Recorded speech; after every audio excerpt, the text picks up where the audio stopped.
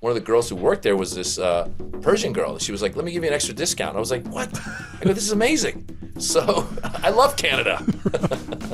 I was joking with Tehran. I go, Tehran, I could probably get a job working at a grocery store in Eindhoven.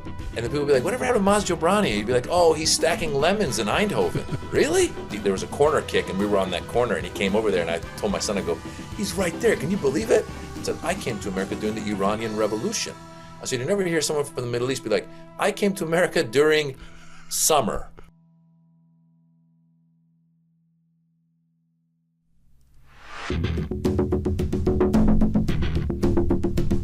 It's February 20, 2025. This is Roqe.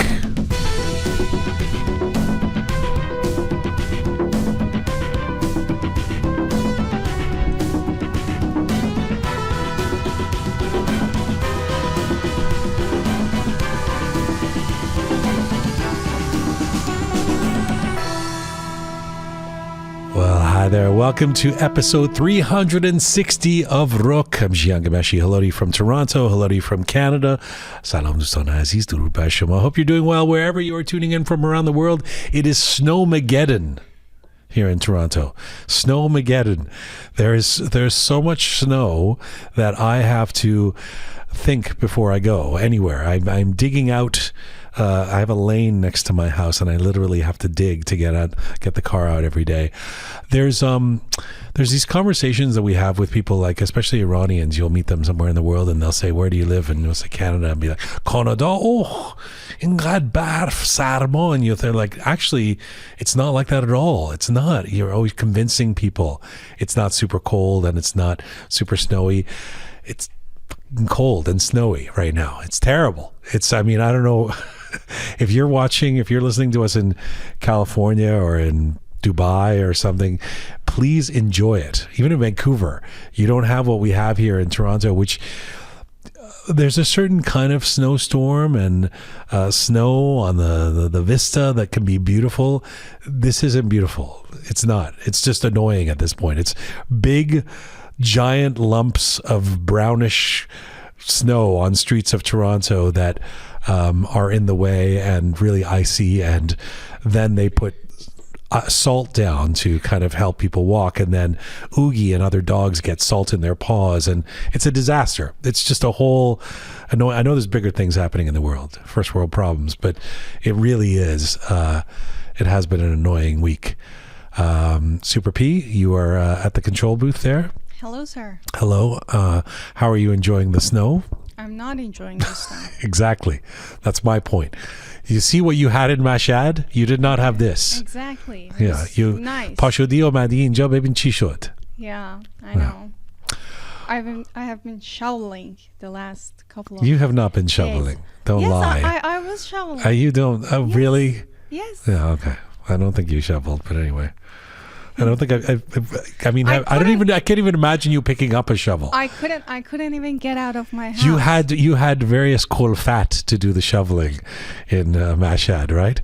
No, you had a group of people who would do that for you. We didn't need to shovel in Mashhad because there was no snow. Yeah, they were just shoveling the nonsense of the Iranian regime. This is our first show back since Roqe Live 4, our big live show. To those who came, to those who've been watching it on our YouTube channel and listening to it on our podcast, thank you. If you haven't checked it out yet, we put that in lieu of a show last week up across our platforms. Back in the studio now, and coming up, Maz Jobrani, the Iranian-American mustachioed king of Gen X comedy. It's nice to have him back on the show. I've known Maz for many years. He was on in our first season. In fact, he was here for show number 50. This is show 360, and Maz returns for the whole hour. Now, this is actually an interview that we chatted a few days ago, and he was in Vancouver, where, as I've already noted, not as snowy as it is here. And he's on this tour. I mean, Maz is like on a perennial tour where he's constantly on the go somewhere or the other. Great stamina at his advanced age. He's a friend, so I can speak about him this way.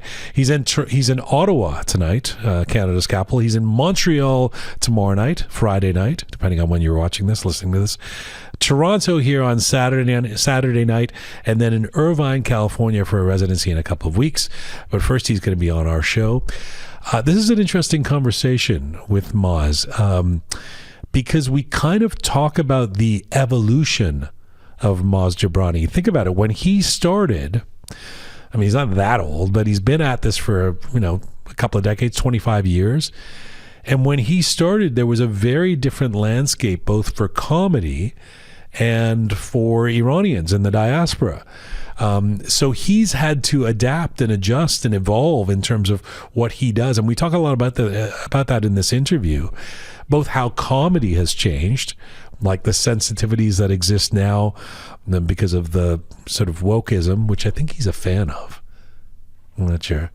But he seems kind of okay with extreme woke stuff. But also how politics has changed for Iranians, which is, there's a lot less appetite for putting up with anything to do with the regime in Iran these days. And so how has that changed his comedy? We talk about social media. He's actually very active in terms of what he puts out there in social media, and we talk about AI and all the ways he's had to adjust almost who he is and what he does. At the same time, of course, he's been very consistent this whole time. So an hour-long conversation with Maz Jobrani coming your way. We hope you enjoy it. I should say that Maz isn't the only one coming here. This Saturday, DJ Namito, another of our recent guests here on Roqe. Love this guy. The DJ star from Berlin, who desperately wants to leave Berlin, I think. And Roham, weren't you saying, Savvy Roham's here in the studio, weren't you saying that he was in Montreal a few days ago? He's also been affected by the Snowmageddon, right? Yes, he isn't supposed to be in Montreal. He's supposed to come directly to Toronto. He was supposed to come to Toronto, but he got diverted to Montreal. Because of that crash. Right, because not only has there been an epic snowstorm that has snow everywhere and salt in Oogie's paws, but also there was a plane crash in Toronto that closed a couple of the I shouldn't be smiling about that. It was actually awful if you saw the video. That closed a couple of the runways. So DJ Namito was on his way to Toronto, got diverted to Montreal.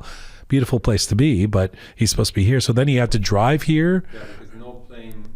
No, there's no flights. So Namito is in Toronto this Saturday at Rebel. I'm definitely going to be there. He's phenomenal at what he does. So if you're in the Toronto area, you want to see him. And then another of we're just running through the guests we've had on Roqe recently. Nima Bahnoud has his big pop-up, his big exhibition, his latest in Toronto, February 28, March 1 and 2. So if you're a fan of Nimani, here you go. 3 days. He's coming to Toronto at a new design place in the downtown area. You can look that up. I keep hitting the microphone because we changed this. We changed this stand. What's that? Because of? We changed it because of Kambiz Hosseini, the terrorist Kambiz Hosseini. I mean, he terrorizes me because I had this mic stand that went up like this, right? Came up and, I mean, if you're listening to this, it doesn't help, but it sort of came up and over, and it was shaking. So when I would do the opening essay, it would shake, and he would send a message. I appreciate the fact that he watches the show each week, but he would send a message saying, why the F is your mic stand moving so much? Get a new mic stand, you cheap bastard. That's exactly what he would say. So I'm actually glad that I can't take that shit anymore from commies. If you're watching right now, and I know you are, now I have this stand, which I keep hitting because it's so short and truncated, but it is for you, my beloved Kambiz Hosseini, man making lots of money at Iran International as a famous primetime anchor. Love you. Bomrani, also running through some Bomrani. I really love this band. They have not been on Roqe. I hope we can get them on Roqe, but I dig them. Saw them last time and hung out with these guys. They're in Toronto April 4th at the Toronto Pavilion. This is getting very Toronto-centric, so let's talk about another city. Our friends Dang Show, who were just on Roqe Live 4, are in Vancouver, March 29th. The end of March, catch Dang Show in Vancouver at the K Meek Arts Center. And our friend Ali Azimi is in my hometown, the town of my birth, and his town that he lives in now, London, England, April 25th at the Clapham Grand. If you haven't been to the Clapham Grand and you're listening to us and you're in England, you got to go. It's such a beautiful venue. Ali Azimi in London, April 25th. He is not paying us for that advertisement, and he should, because he's a successful, rich man. All right. You are listening to Roqe across our platforms. This is episode 360. Let's get to our feature interview with Maz Jobrani.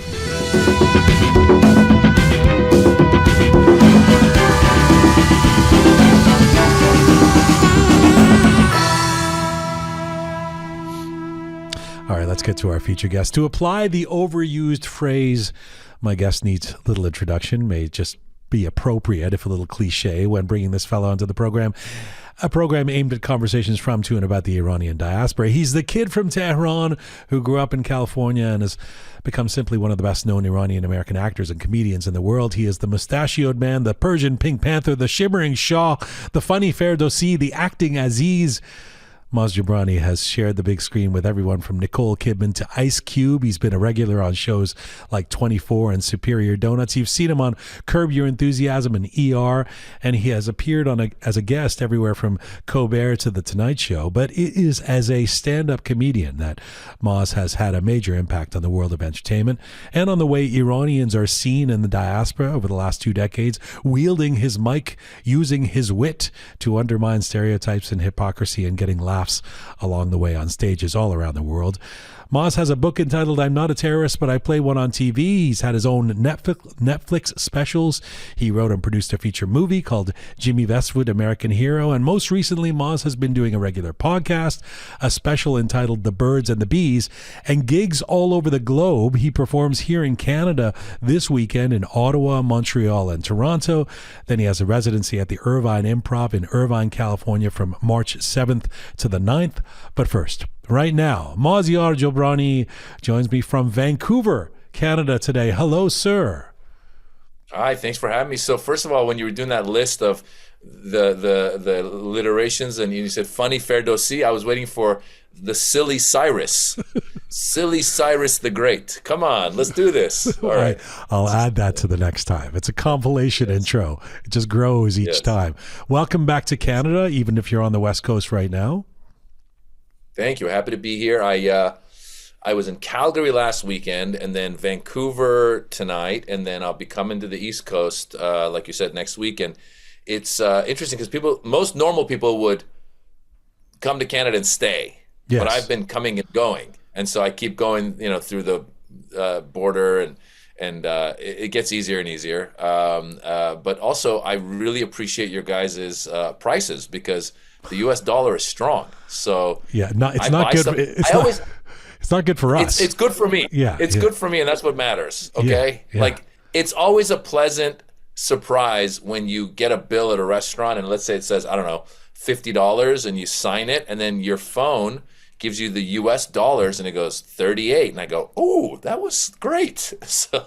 Typical entitled American, you see. But this could change with the tariffs. Prices could go up for you in America. But I mean, I was thinking if you're coming to Canada this often, you should just like do you can even do your grocery shopping here and just take it back to California. Honey, here's the carrots and tomatoes you needed. I'm telling you, it's a great, like I was walking by the Adidas store here in Vancouver and I was like, oh, let me just go in for a second. And then I saw the stuff and I go, oh, well, yeah, I'm saving a lot of money, so I may as well get it. So I bought a couple of things. And then it happened that one of the girls who worked there was this Persian girl. She was like, let me give you an extra discount. I was like, what? I go, this is amazing. So I love Canada. I don't want to inadvertently do a free ad for them, but do you love Adidas? I've always been an Adidas guy because I associate it with football from when I was a kid with soccer, and so I always had the Adidas kicks, like it's like a 1980s thing, and they're still relevant. So did you buy shoes there? Did you buy boots there? Well, yeah, back in the day, back in Iran, I think Adidas had done a good job of being the sports gear or whatever of choice. The Copa Mundial, the cleats that everyone had, there was a classic, and you would wrap the string underneath and come back again, and then you do the thing. I mean, it's like every kid who played soccer, probably in many parts of the world, were infatuated with Adidas. And for the longest time, I was an Adidas guy. Then at some point, I think I went to Puma for a little bit. And then I don't think I ever got into the Nike world, but Adidas, I think, has made a little bit of a comeback. So now I have a couple of Stan Smith shoes. Yeah. I just bought today, like you said, I bought some shoes. I bought this, they have a Copa Mundial tennis shoe. So it's like the Copa Mundial shoes, for the people who don't know, as the famous cleat that was black. Now they've got this white version of the cleat, but it's turned into a shoe. And the other thing about it is it's got a long tongue on the shoe. So when you would play soccer, you would tie your laces and then you would fold the tongue over. Yeah. But now I've got this long tongue on my tennis shoes, and I'm like, I'm not going to fold it over. So we'll see how that looks. And I also ended up buying a pair of cleats, even though I don't play soccer that much anymore, because they had white Copa Mundial kangaroo leather cleats, which we're not allowed to buy kangaroo leather in California. So I bought some. And the Persian girl kangaroos. The Persian girl gave you a discount on all of that. The whole thing. And I got a sweatshirt too. This conversation, by the way, so far is relevant to at least 6% of our audience. But I'm here for it. I'm excited by it. Well, the point is we all like a good discount. That's the whole point. Like, I don't care who you are. That point, yes. I don't care if you're a billionaire. If you go somewhere and you get a little discount, you're like, oh my God, that's amazing. By the way, my allegiances are also somewhat dictated by my sports allegiances by what the Arsenal team is currently wearing. So they wore Puma for a while, but they're back to Adidas now. So that's where I'm at. I've got to situate myself with the lads, with the Gunners. Yes. I know you're not an Arsenal guy, but let's not get into it. You're like Liverpool. I just want listen. When it comes to football, I just want games that are good and players that I know. So whether it's Arsenal or it's whatever Liverpool. So basically, you watch the Saudi league, because since all the players, exactly. Yeah, they're all the there. players we know. I actually went when Messi came to Miami. I splurged and I bought the tickets when he came to LAFC to play against LAFC the first time. Yeah. And you would go online, and basically those tickets that would normally have cost, I don't know, maybe $75 or so, were like $1,000 each. Mm-hmm. And I bought 2 of those for myself and my son. And I was like, I know I shouldn't be spending this money on this, but I will make coffee at the house for the next year and a half, just so I don't buy Starbucks coffee, but it's worth it. And I swear to God, it was worth it. It was so great. The only thing that we really got to see that he was close to us, there was a corner kick, and we were on that corner, and he came over there, and I told my son, I go, he's right there. Can you believe it? And it's great to be a 52-year-old man still enamored with that kind of stuff. Oh, yeah, Messi does it for me too. But although when he came to Toronto, he did one of those things where he didn't even play for the first 70 minutes, and then he just did a jog out there for 5 minutes to appease the people who had paid $2,000 like you for a ticket. So although you should have bought the tickets in Canada with the Persian girl discount, and then, think, boss, think. Boom. The Persian discount comes in. I've had friends of mine say, actually one time my sister was trying to rent a car, and she said, because last name Jobrani, the guy behind the counter was like, do you know Maz Jobrani? I go, that's my brother. Oh my God, let me give you a discount. So other people, like the Persian discount is a real thing. It's like, it's great when they see you and they want to give you love, and it's like, all right, we got to look out for each other. Yeah. They do that with my mom. They see Ghomeshi, they charge her more. They're like, yes, didn't he make a bunch of radio money? Like, fucking, yeah. You've been, it's a good segue with you saying, Miami and Saudi Arabia and Vancouver and Calgary and all this, because traveling. Like, I was looking at your tour dates. You seem like actually you seem to be on a perennial tour. And I wonder about how that's going. The you that I know that I've known for 20 years is a family guy, is a guy who you kind of, when you're home, you're actually like I don't think people would be surprised to hear this, even if they know your comedy, because they know you talk about it, but you're like a Persian dad guy, but when you're on the road that much, I figure you must have some ritual. You must have some way of doing this to retain a kind of balance in your life. Like Howie Mandel has a rule where he always has to sleep in his own bed. So he flies home after every gig, no matter where he is in the world. Of course, he could afford to do that. But what is your way of coping with this? Well, yeah, I would fly home if I had that plane. Persian girl, if you got the plane, let me know. No, I've gotten pretty good at, first of all, the person I've been touring with for the past several years is Tehran, who some of your listeners will know as well. And he's a great guy because it's like having a younger brother, and we'll kind of do our shows at night. And depending on where we are, if we're in that city again, we'll wake up late that morning. We'll go find a nice restaurant. In Miami, we actually went. It's interesting because the club is in South Florida and nobody speaks English. It's all Spanish. It's the craziest thing. And I was like, Tehran, we're here. There's a lot of Venezuelans. Let's go find a Venezuelan restaurant. So we went to this Venezuelan restaurant, and the lady came over to take our order, and I was asking her, I go, hey, is there pork in this? And she's like, ¿qué? And I was like, porco está aquí. She's like, eh. And then she had like this little headset. She started talking to the manager, for the manager to come, and I go, no, that's fine. And it was crazy. So, but you have these experiences by going out and seeing these cities if you can, and then ultimately I'm just working up to showtime. And so after I do something like that, if I have the time, I try to get into the gym, and then it's just like, get that double espresso and get that little energy pump, and then go out and do your show. And being on stage is my favorite thing. I love being on stage. I'm alive on stage. And so as the day goes on, as the night approaches, the energy kicks in, and we do our thing. And then you're high after the show for a little bit. And then depending where you are, like Tehran and I just did a European tour in the fall, and that was a different city every day. Mm-hmm.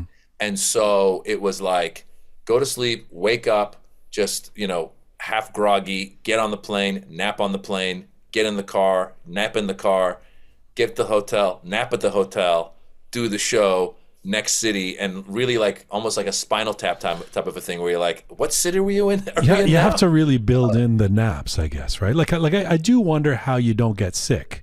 You're not a young man anymore. Let's face it. Yes, that's true. Yes. and but the thing is partly part of the gig.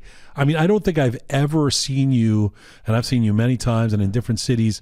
There's always an after thing. There's always a bunch of people who want to hang out with you and usually take you to dinner. So you're eating kebab or something at 2 a.m. Like, I don't know how you stay healthy when you're flying around and you're around all of those people and you're expected to do the after show dinners and all of that. That this level of touring, it's more than a rock band, because the rock band has this sort of security of returning to the bus, and they have to all go together to the next city or whatever, whereas you're everybody wants a piece of you after the gig, right? Everybody, Maz is going to come out, we're going to go do a Mahmouni at Reza's house or something, right? So you're very good about that. You usually so how do you try and maintain your health through all that? Ozempic.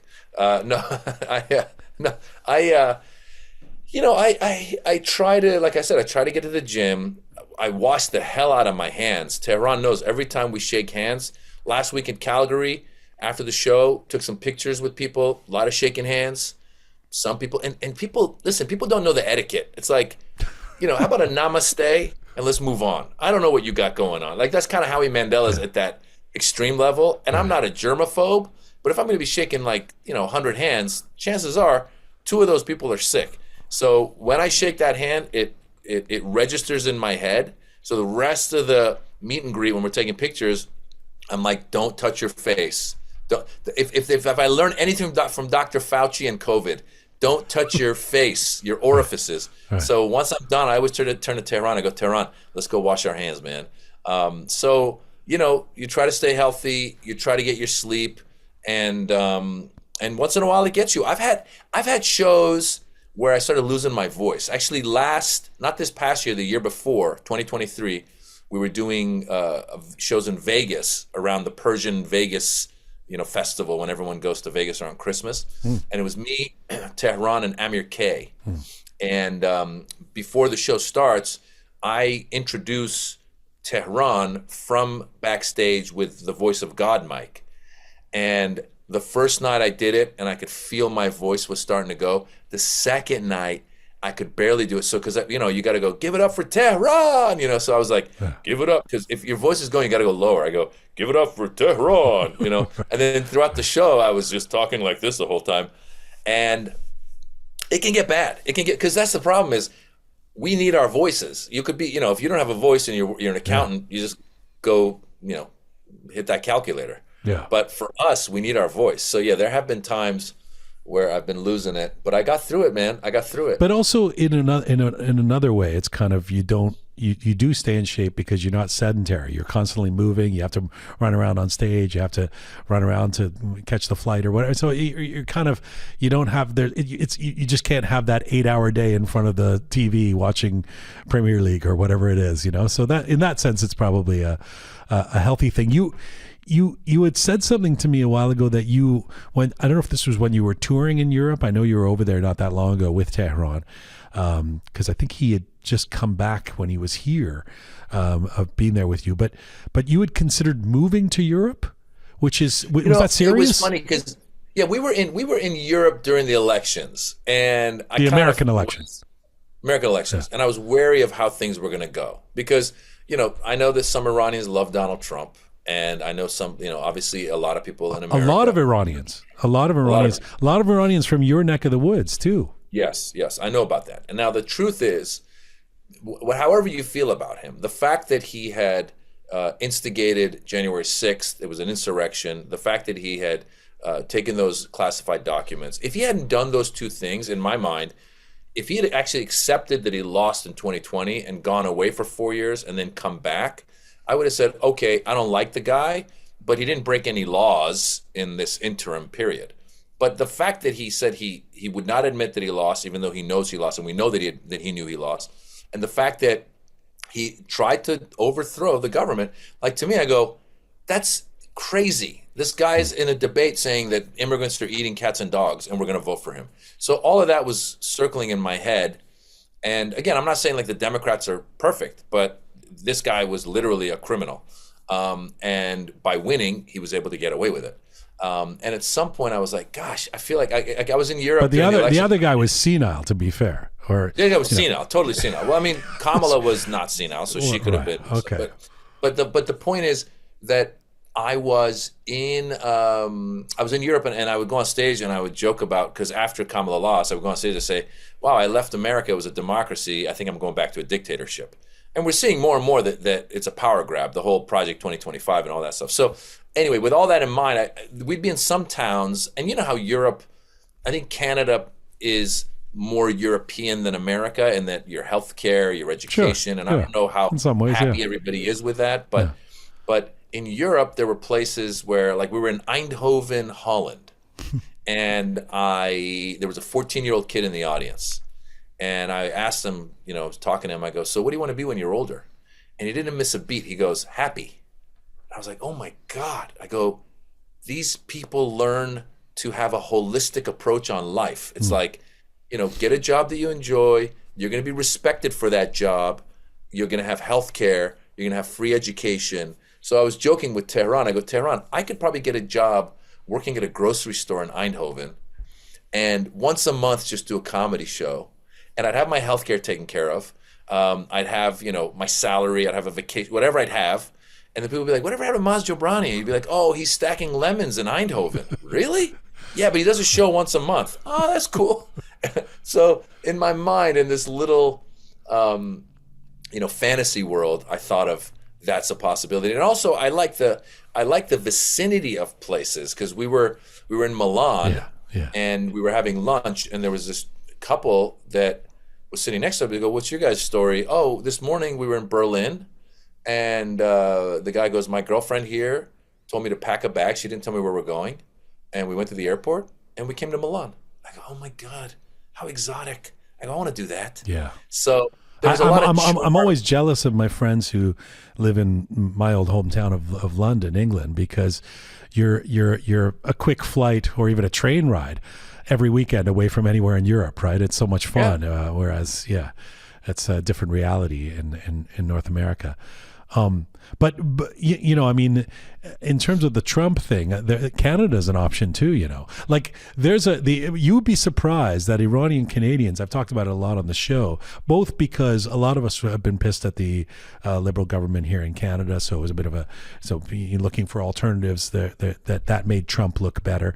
But a lot of Iranian Canadians, even in a place like Toronto, that is considered a progressive sort of place, were very pro-Trump. That seems to have shifted a little bit because Iranian Canadians are also Canadians, and this 51st state stuff, you know, if there's one thing a Canadian doesn't like, it's an American saying we're going to come take over your country. It doesn't go over too well, you know. It's so silly, and it's so uncouth and so undiplomatic. And I mean, I understand if he said, listen, I want to make it so that, kind of how in Europe, we were just talking about it, people can, once you have your European passport, you can come and go. That'd be great if they could figure out a way between the US and Canada and maybe even Mexico, if traveling and coming and going, you don't have to go through, it's like you have that one North American passport or whatever that is, like that kind of stuff, and business. And really with Mexico too, we really need to, like, one of the reasons we have our immigration problem is that our Congress has not done anything about it in years and years. They haven't come up with a new program to deal with immigration. So you have these people coming and declaring political asylum, and that's legal. And then you have conservatives saying, well, no, we shouldn't let those people in. But the Congress keeps punting it and punting it.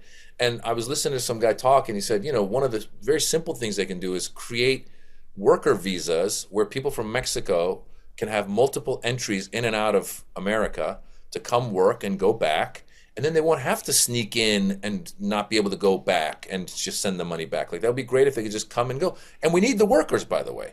And so similarly with our relationship with Canada, I think there's a respectful way to say, hey, let's come up with some sort of system where things work better for us. But to say you're going to be the 51st state is just... Well, at first it was a joke. It seemed like a joke. You know, he said it a couple times. It was like, it's not that funny a joke, but okay, you know. Yeah. But now it seems like, I mean, you know, whether it's Gaza or Greenland, I mean, he's, American hegemony is back, and I think Canadians are like, wait, us? What do we do? They call them Genocide Joe, and this guy's Developer Don. Like, he just wants to develop everywhere and have a Trump Tower everywhere he goes. And Iranians, listen, I understand. Iranians, one of the biggest like the towers. They like the towers. They like the towers. No, I think one of the biggest issues for Iranians, obviously, is the dislike of the Islamic Republic, which we all know that it's a brutal government and that people are not living under freedom, and we would all love a free Iran. Yes. The question becomes how you go about it. And so obviously Trump, you know, ordered the killing of Soleimani, and so a lot of Iranians go, well, he killed that top general who was a brutal killer himself. Yeah, that there's a better chance of maximum pressure, as they say, than there was with Biden, something like that. Yeah. Yeah, and so, but the question becomes like once Soleimani went away, then they just brought another butcher in. I mean, it's like, so I don't know if, and by the way, Trump has, that's the other thing that he does that I think that a lot of Iranians buy into, is he promises, oh, I'll take care of it. You know, he said, oh, day one, I will have egg prices going down. Day one, I will solve the Ukraine Russia issue. Day one, and of course, it's just, life isn't like that. But people buy into it, and then people come back. Like, I mean, you got to look at the Palestinians and other Arabs who voted for him, thinking that he's a better choice, and then he goes, now I want to annex Gaza and just own Gaza and send the Palestinians elsewhere.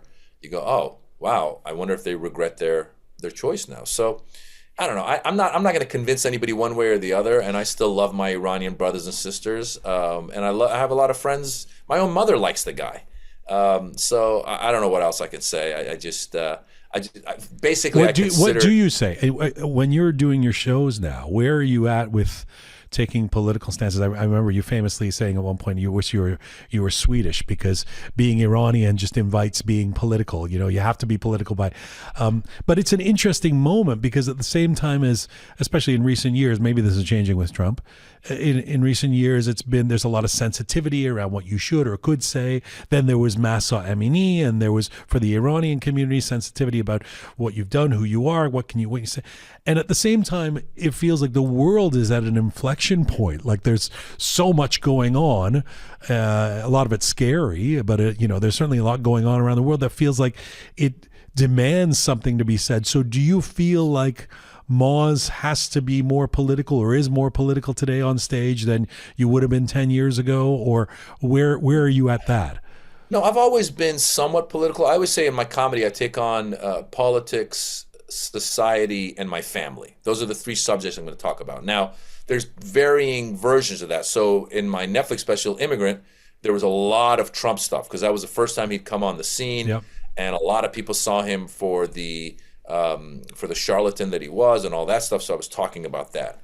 Then I realized people are very sensitive. People it's almost like an idolatry. People really idolize him. So when you just mention his name, people lose their minds. So there's actually a clip online. People are welcome to go Google on YouTube, drunk Trump heckler. This lady had watched my whole show and seemed to be enjoying it. But at the very end, I started doing some Trump jokes, and they weren't even like that aggressive. And she was just drunk. She's like, I, as a woman, am offended. And I just was just trying to calm her down. But I realized you lose part of your audience sometimes when you hit the nail on the head like that.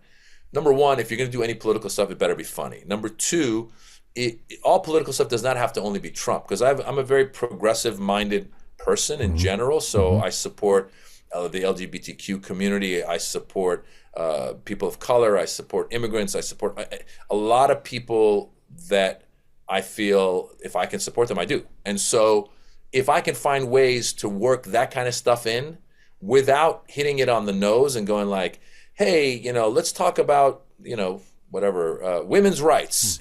Maybe I have a joke that goes there, and to the point where if you are maybe a like hardcore MAGA person, you might not even understand what I'm doing.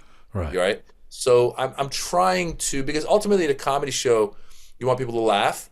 And so again, if you have a punchline or two that go with it, is there anywhere you won't go?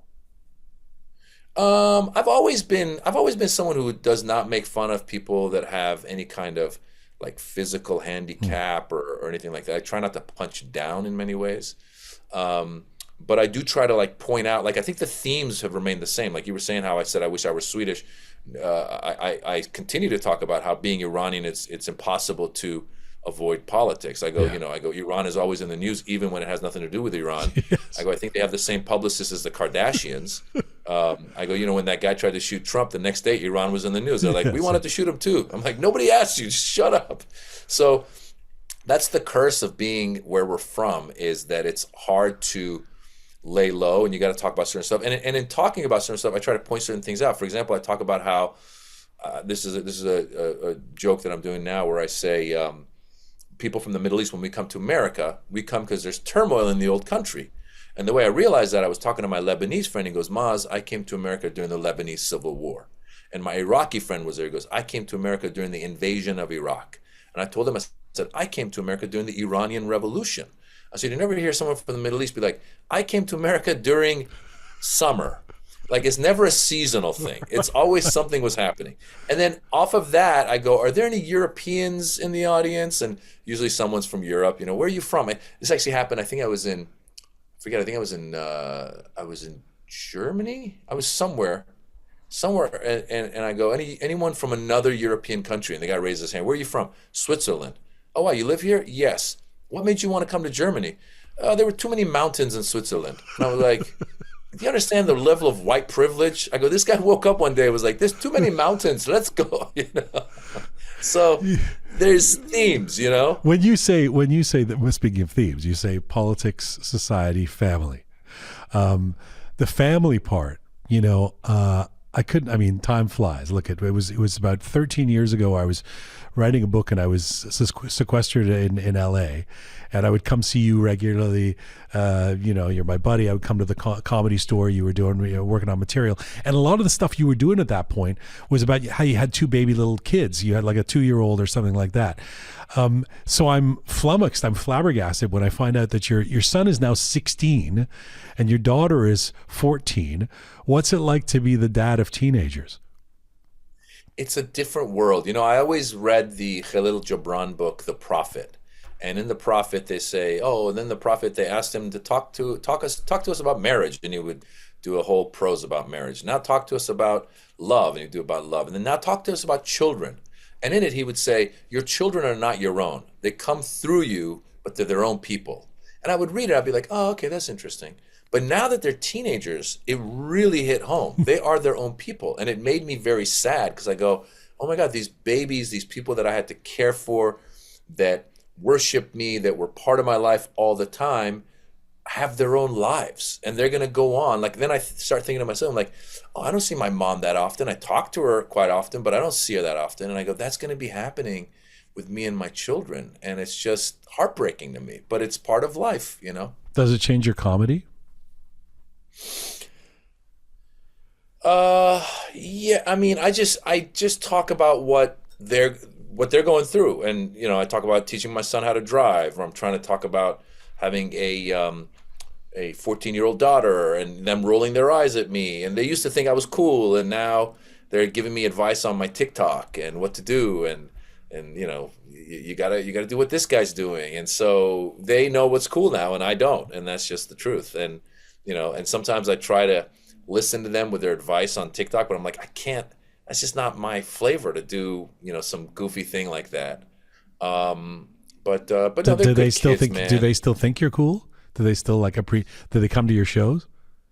They probably don't think I'm cool, but once in a while when I get like a little, when I do something cool, like I think they gotta, it's usually actually if I run into somebody that I know that they're fans of, and I take a picture and I send it to them, like, oh my God, like I know Michael Che from Saturday Night Live, just from being in stand-up.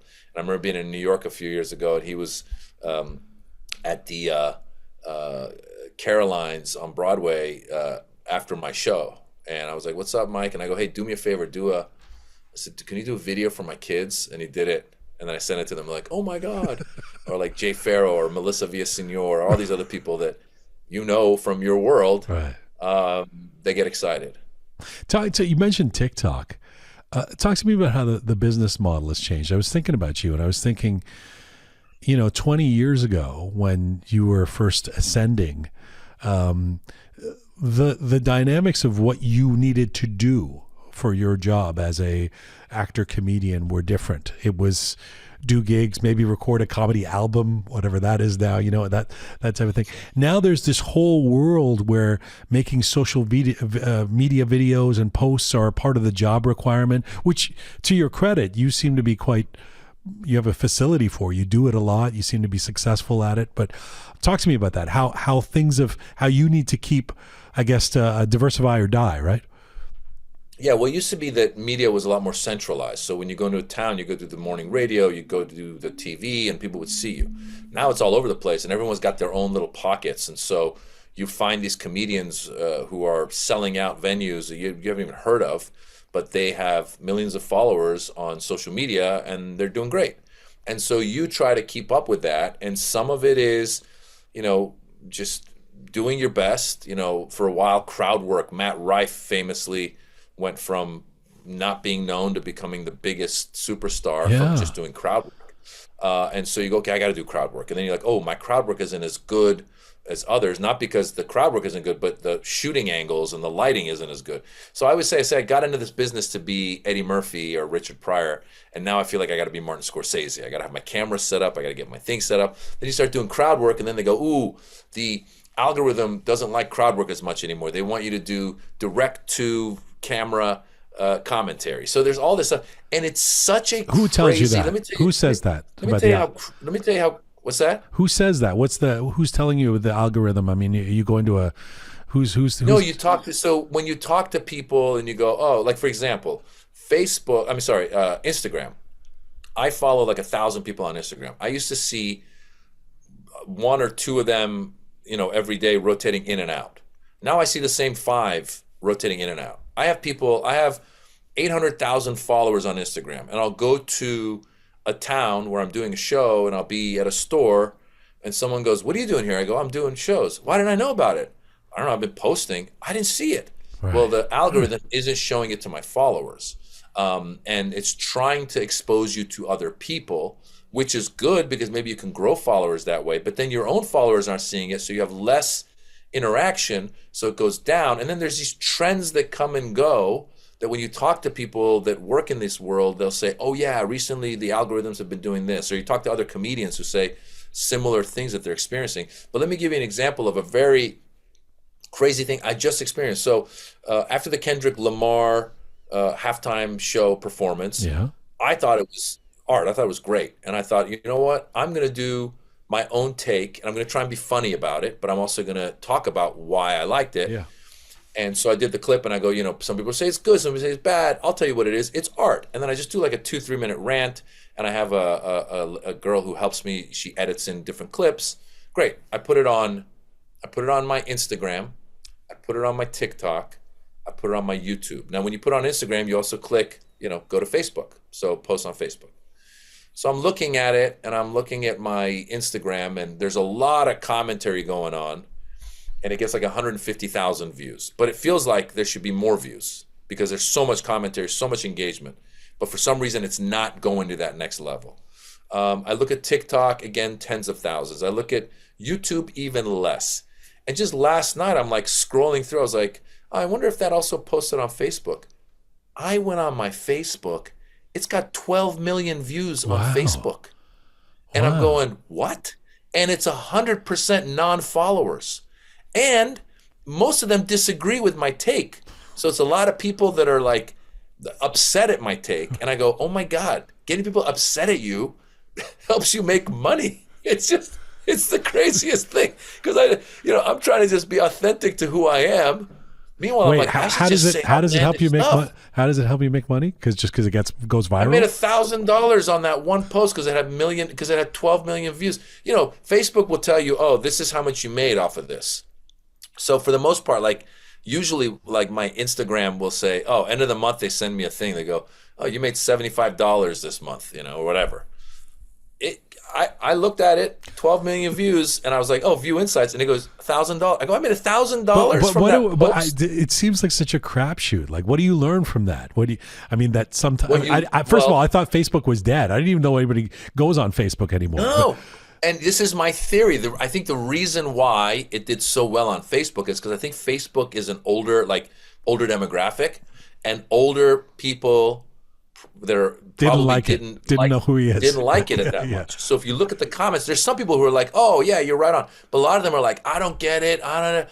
And it created this thing where somehow Facebook must have been like, "Oh, this is doing well. Let me put it out there." Which makes me think if I were friends with Mark Zuckerberg, I'd be like, "Hey, Mark, every post I do, just let it have 10 million views." I'd be the biggest star in the world. Yeah. Because you got to find.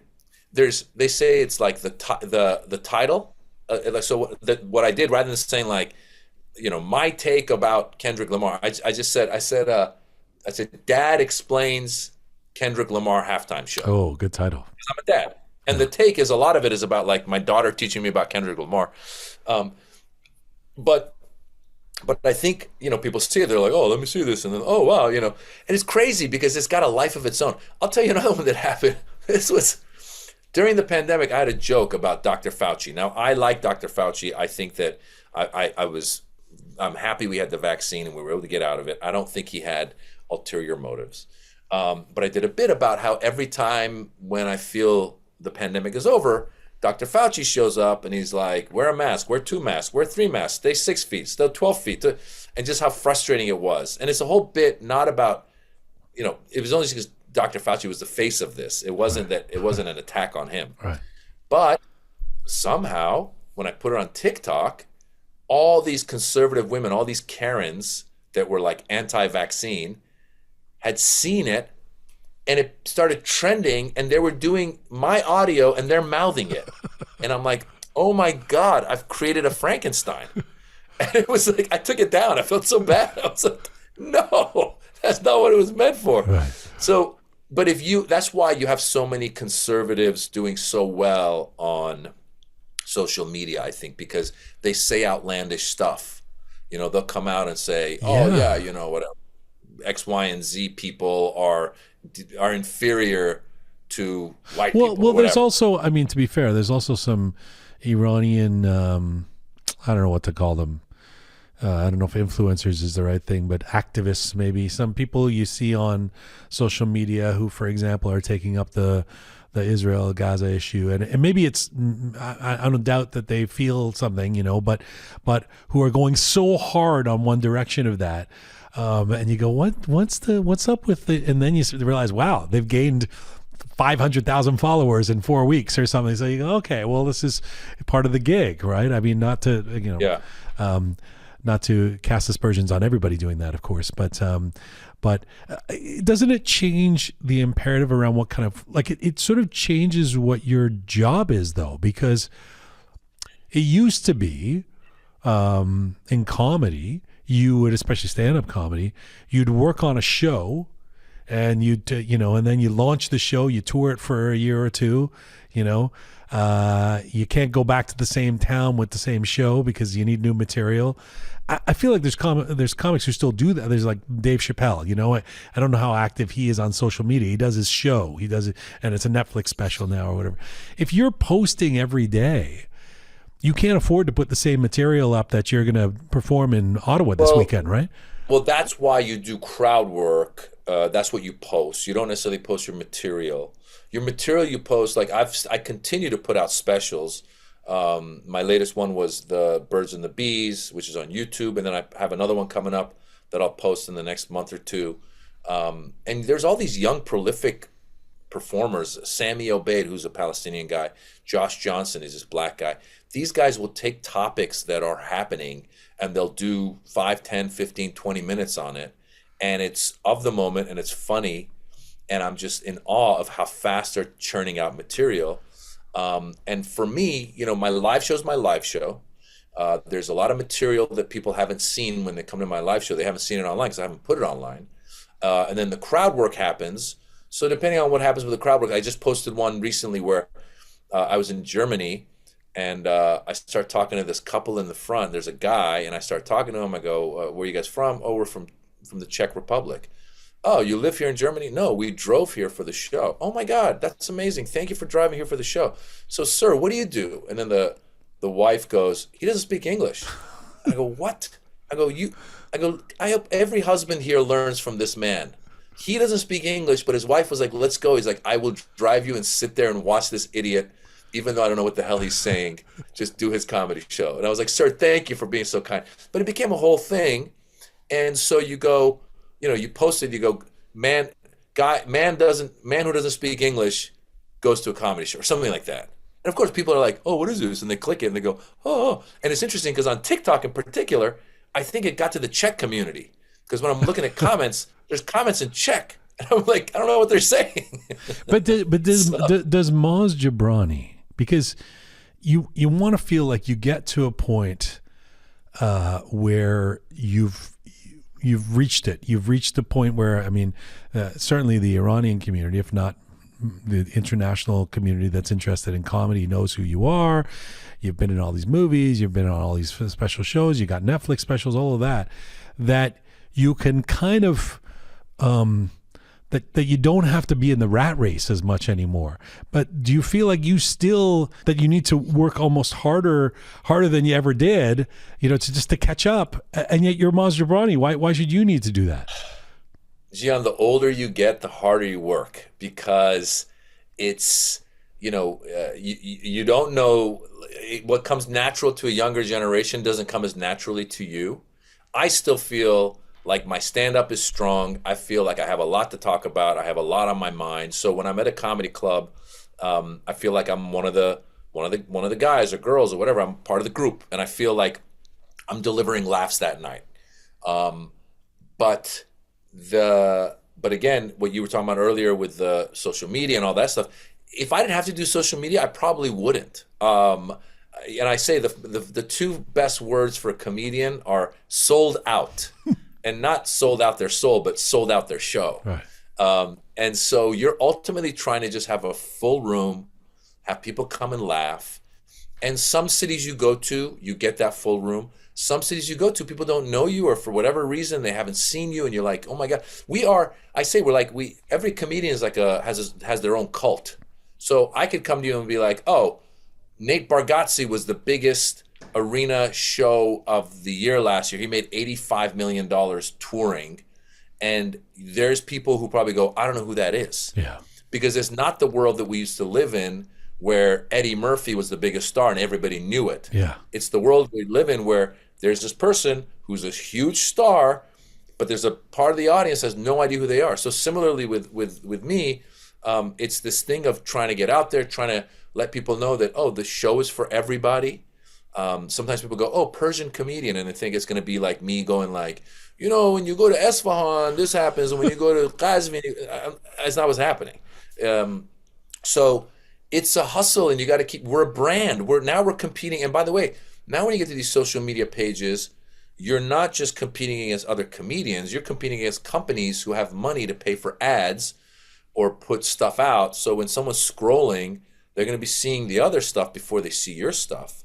So I think the only things that you can do is control, like keep writing, keep delivering the laughs, and then keep posting stuff that you are interested in. There's a comedian named Zarna Garg who's amazing. She's an Indian woman who started comedy like maybe 5 years ago or so. Now she's got her own sitcom that they're doing a pilot for CBS. She's got a book. She's doing great. But what Zarna did that was great was she turned her Instagram into a TV show, basically, because she's got her husband and her kids, and she would always be putting them on and talking and being very funny about it. And so if you can get into your comfort zone of saying, this is the stuff I want to talk about, and therefore I like doing this. Like, for example, I have a lot of opinions about a lot of the stuff that's going on right now. I also don't want to be the guy who ends up being like, oh, today Trump did this, today Trump did that, today I don't want to be that guy. Right. But I do want to, if I do a commentary on something like the Kendrick Lamar halftime show, I do want to put a little bit of Jon Stewart in it, a little John Oliver in it, with some comedy and then commentary. And I think that's a role that I can fit, that I enjoy. When you did the Kendrick thing about the Super Bowl halftime show, was it? I mean, be honest. Was it with a view towards, oh, if I do this, this could be something that gets a lot of chatter because I'm commenting on something that's the biggest thing in the world right now, the Super Bowl? Or no, it was more about like, oh, this just happened and I have an opinion about it, and and I'm looking for content regardless. So I have a girl who's actually out of Iceland, this Persian girl out of Iceland. Her name is Anahita. She's great, and she lives in Iceland. She lives in Iceland. That's crazy. Between Iceland and Milan. She's an environmentalist, so she's there trying to save the whales. But she's also a filmmaker and an editor, so she helps edit the clips. When I send it to her, she goes, okay, let me find, you're talking about Kendrick Lamar, let me put this here, you're talking about this flag, let me put that, she edits stuff in. But she and I talked about like, hey, let's find subjects that I like to talk about that aren't just Trump or Elon Musk, but other subjects. Right. Or Persian words or something. Yeah. Whatever it is. And so when the Kendrick Lamar thing happened, I was just like in bed, like trying to sleep a little. And then I started reading about it a little bit, because there was had a lot of subtext, and it had a lot of symbolism. And then, like I said, in reading about it and talking to my daughter about it, learning more and more, like, why was Serena Williams there? Because Drake had dissed her, and she's from Compton, and she's doing the Crip Walk, and Kendrick Lamar is from Compton, so he puts her in there. Uncle Sam Jackson, and telling him play by the rules, basically. I was with you, by the way. I liked it. I thought it was great. The whole thing. Yeah, I thought, listen, because I was telling my friend, because I have a friend of mine who's like, no, it was stupid. I go, listen, dude. I go, if somebody came to me and they said, Maz, you get to do the halftime show at the Super Bowl, I'd be like, all right, I'm gonna sing a song. We Are the World, fantastic. I have zero concept of how I would present subliminal messages throughout. Like, I have zero vision for that. But I go, whoever worked with him on this, And he probably has a lot because given his track record, Yeah. in the rant, in the little post, I go, I didn't know about this. I don't know about that. I go, they not like us. I go, who's not like who? I don't even know. Like, I'm trying to figure this out. Like, it's totally You really a dad didn't know talking the about song? You really didn't know Kendrick Lamar? No, I knew the song, but I'm going, who's like who? Like, meaning like, I'm trying to learn as I go. And like in the middle of my little video, I go, did you know he won a Pulitzer? He won a Pulitzer. So I'm trying to say that this guy has been an artist who's been saying things, and that day he decided to say things. And just because you didn't understand the rap, or just because you don't like rap music, doesn't mean it wasn't good. It's good to a much younger generation. It got more views than any Super Bowl halftime show ever. And it just means that you got to step back. Like, part of the criticism was, forgive me, part of the criticism was that it was kind of niche. Like, it's like, it's for the people who get Kendrick Lamar, which, by the way, is millions of, probably, a billion people around the world. But it sort of speaks to your point that everything is niche now. I mean, I'm not sure what isn't niche, because we're all in these little bubbles of what we consume. I mean, maybe Coldplay. I don't know. Like, what can you think of? Yeah, listen, who would you have on that isn't niche? Taylor Swift, maybe. They've done like, okay, here's Beyonce, here's Taylor Swift, here's there's a handful of people who are maybe crossover more to all sides. But if you're gonna go rap, which I think was a good choice. And it's not Dr. Dre. Dr. Dre, again, he had those people on that, again, I bet you some of the same people that didn't like this show probably didn't like the Dr. Dre show, because if you're older and you don't know it, you're like, where's Paul McCartney? I want Paul McCartney. But the fact is that this event is watched by a lot of people, a lot of young people. And if you want to stay relevant, you got to put, and by the way, someone was pointing out, a lot of performers of the halftime show come in and do a retrospective of their career. So they're further in their career and they do a whole retrospective versus Kendrick, who's on the rise, and he chose to lean into the current album more, which is his choice. Yeah. Again, I say to people who poo-pooed it, I go learn a little bit about the songs and what's going on, and then go back and listen and go back and watch and go back and see the analysis. Like, somebody was pointing out that there was a little nod to Squid Games, which is about the rich killing the poor. So, not a little nod. It was more than a little nod. It was a big nod. Yeah, but if you can work that into a performance, in my opinion, it's art. Yes, I agree that it was art. Speaking of the moment, I don't think I go.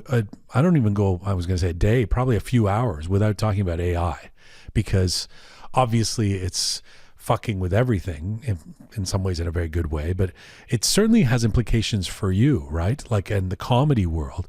I mean, I've seen, obviously, you seem to be using AI for some of your little posters, your little thumbnails that you put online and stuff, these images. But obviously you're not against AI somehow, but where are you at in a concern about comedy losing its authenticity in an AI-driven world, deep fakes? I mean, people seeing names and voices and faces that are not real, and not being able to discern. The fact that I can go and chat GPT and say, write me a Maz Jobrani set right now, and I could get one, right? I mean, how do you cope with that? So, first of all, the use of AI for those images and stuff, again, that's my social media person. I don't use it. I don't use AI that much. And the truth is, thank God, AI, I don't think has gotten good at writing jokes yet, which is a good thing. And then the other part of it is that whether you're a comedian or you're a songwriter or whatever, really you got to be authentic to your own voice. And I actually met a guy who's got an AI lab at UCLA, and he said, hey, why don't you come down and let's see if we fed this program a lot of your old material and whatever we have online, let's see what kind of jokes it would come up with. And it was kind of funny because at least in the first iteration, when we had only fed it some stuff, the jokes it was writing were kind of racist. And I was like, I told him, I said, listen, I go, let me tell you a couple of things. I go, first of all, I could not in good conscience go on stage and do a show that's been written by AI and not say that this was written by AI. Like that would be, to me, that would not be authentic. So I couldn't do it. But I go, what I could do though is I would love to go do a show where I said, I asked AI to write me a show and this is what AI wrote. So now let's read it and let's make fun of That's AI funny. as we go. Like, That's funny. AI is racist, AI is sexist, AI is this, AI is this. That's kind of like Colin Jost and Michael Che. That's like the thing where they write for each other, and Yes, they can say whatever they want exactly. because the other guy's written it. That's actually Yeah, a funny yeah, concept. AI wrote this. Yeah. I got no. That's I got nothing. yeah. So I'm not as worried. I'm not as worried about it currently for stand up because again, even to this day, we're talking about social media. Everybody on social media, and you got to be on social media to grow an audience. If you want to be a good stand up comedian, you still have to go on stage and put in the time and find your authentic voice. And so I think the same goes with writing. I mean, maybe somebody can sit there and go, "Oh my God, I'm trying to write a joke about my my girlfriend breaking up with me," and they go to AI and go, "Give me some girlfriend jokes." It's kind of like having a writing partner in a way. Maybe that happens, but if you're authentic to you, like you listen to a guy like Bill Burr, and he's authentic to him, and he's got his take, and so I can't imagine him not just like riffing in his brain and coming up with his take versus like feeding it to AI and going, AI, give me my take. That's not your voice. Do my Bill Burr.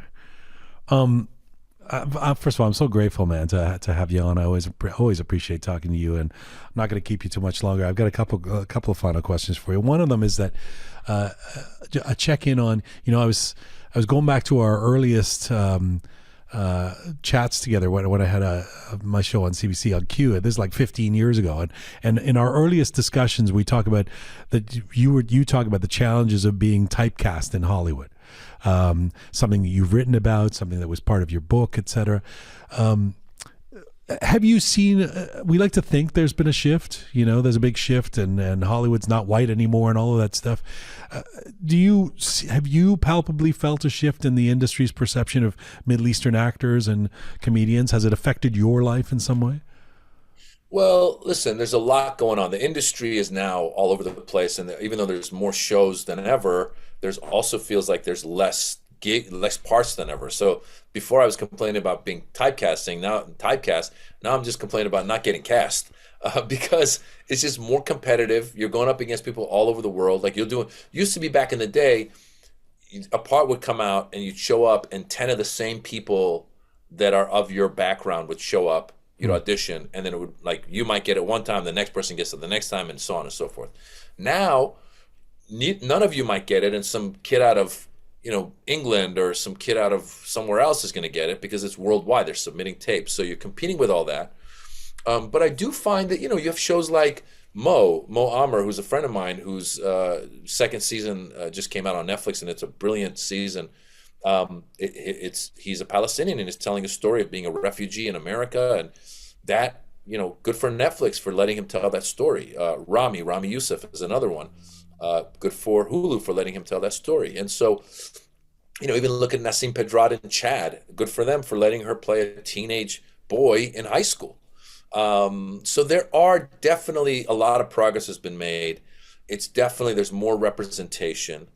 And the more and more we can get people not just behind the camera, but also into positions of power where they're making decisions. I am convinced, because I've taken a few shows to networks and they've said, "Oh, we like this show," and then once it came time to buy it, they've backed out. And I firmly believe if I had somebody who kind of understood me more, like to go back to the girl at the Adidas store, if she worked at ABC, I'd have my own TV show right now. Because she would say, "I love this point of view, let's go for it." But unfortunately, that hasn't happened. We may have to recommend her for a gig at Disney at ABC as an executive. Shows this weekend. You got Montreal tomorrow night. You got Toronto Saturday night. You got Irvine, California in a couple of weeks. That residency there, and then you got a whole bunch more dates I've seen on your. People can go to mazjobrani.com. Before you go, you have a new special coming out in a couple of months. Tell us about it. Yeah, basically the tour I was doing the past year and a half. You tour for about a year and a half. You film it, you put it out. So the tour I was doing the past year and a half, I think people have fun. I show. I do my act, and then I also show people messaging me on social media and cursing me out, and I make fun of that. and it's a lot of fun because we all see the rants online, but to see real rants of people yelling at me and my reaction to them is people really get giddy over that part of the show because it's unbelievable what people say to you online, and to be able to take that and rather than like bask in the negativity and be like, I can't believe that guy called me a loser or whatever, taking it to the stage and being like, look at how angry this guy got. It actually is therapeutic for me and I think for the audience. So that special hopefully will drop in the next month or two. We're finishing editing now. I'm considering calling it Maz Jobrani Small Wiener Loser because that's what some guy called me online. Where does that go? Is that on YouTube?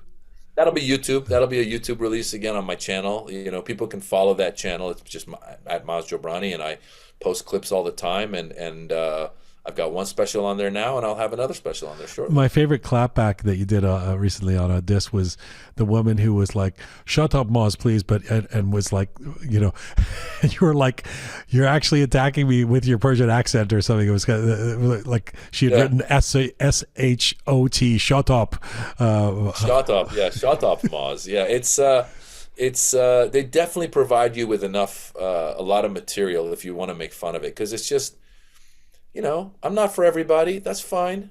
And you don't have to follow me. I don't know why some people there's people that like comment on your page and they're like, this guy sucks. And I'm like, why is this guy following me? Like, by the way, if I don't like you, I'll just unfollow. I'm not gonna go out of my way to let you know, unless if you're like some politician like Marjorie Taylor Greene saying stupid stuff, and on Twitter I'll tweet back at you or something. But for the most part, I don't understand people that do that. It's a weird thing. Yeah.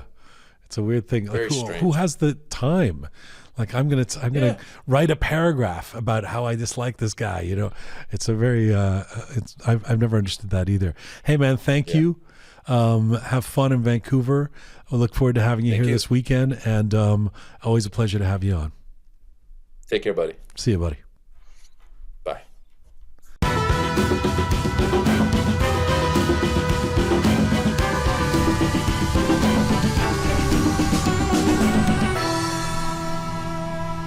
All right. Thank you very much to the effervescent Maz Jobrani for that hour. I enjoyed that conversation with him. Remember, he is in Ottawa tonight, if you're watching or listening to this on Thursday night, February 20th. Tomorrow, he's in Montreal. Saturday, he's here in Toronto, Saturday night, for those of you who want to see him. And then he's in Irvine, California for a residency. I think he's doing 4 shows in a row in a couple of weeks. So if you're listening in Southern California, you can catch Maz there. Thank you to Maz, and thank you to the amazing team who put this show together each week. This is Full Time for Roqe. Thank you to Super Parisa, Savvy Roham, Tina the Photo Video Queen, Tina the Photo Video Editing Queen. The more that Tina does, the more I'm going to thank her. Special thanks as well to Smart Pega, Talented Anahita, Methodical Kaveh, and Solid Samin. Thank you to all of you out there for supporting us and for sharing our content. Please do subscribe if you haven't done so already on any or all of our platforms. You can find me on Instagram at Jian Ghomeshi. You can find our show on Instagram at Roqe Media. And you can find our events at Roqe Media Events. I'm going to tell you about the next Roqe Hub event coming up here next week. But for now, Mizun Bashin.